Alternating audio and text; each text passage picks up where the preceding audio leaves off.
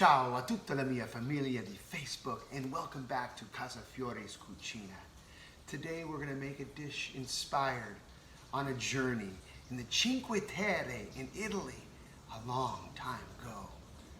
It's hard to believe, but there was once a time that you could traverse the 5 towns of the Cinque Terre in Liguria, Italy in the northwest and see nary a fellow tourist.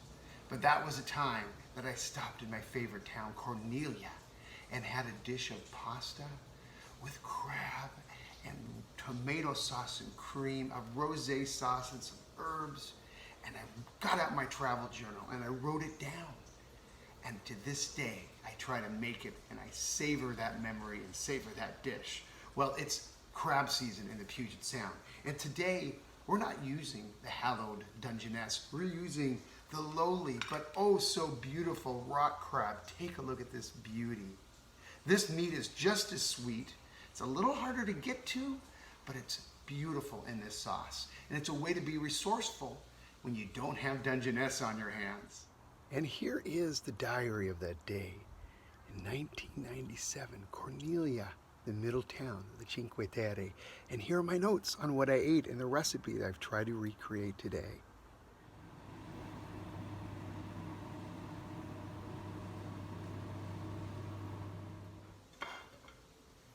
Take a look at how beautiful this crab is. Look at the color.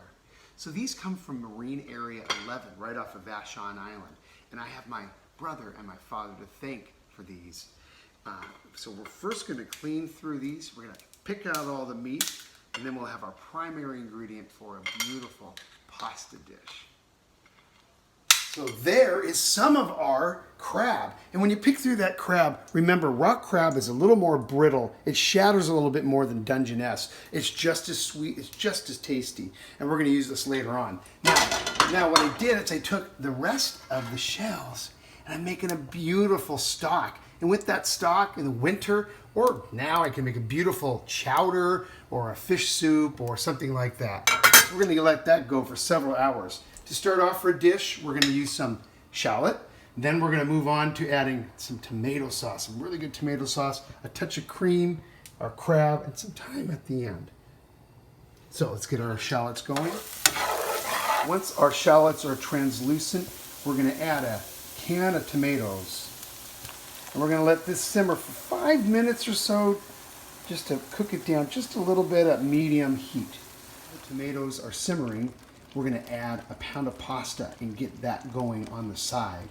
Remember, I always post a recipe the next day on Facebook. So at the very end of sauteing the tomatoes, while the pasta is boiling and almost ready, I'm going to add a little bit of cream. Oh my God, this is going to kick it totally up a notch.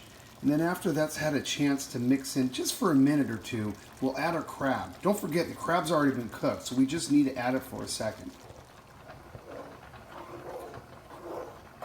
There it is, the coup de grace, red rock crab. We're going to toss our pasta in momentarily. I always like to reserve a little bit of pasta water. It's starchy, it's salty. You never know when it might come in handy, especially in a dish like this. My pasta's been cooked al dente. I'm going to add it to the sauce. We're going to cook it just for a minute to bring it all together.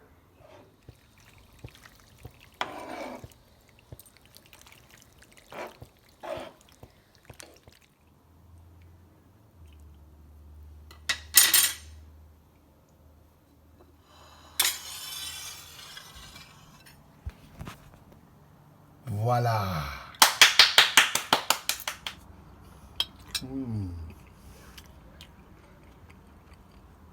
It's a summer of simplicity, 2020.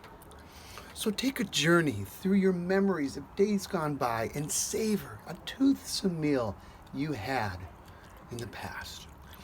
And get a hunger for those wonderful adventures in the future. Food adventures, life adventures with your family and your friends. And never forget dessert. See you next time.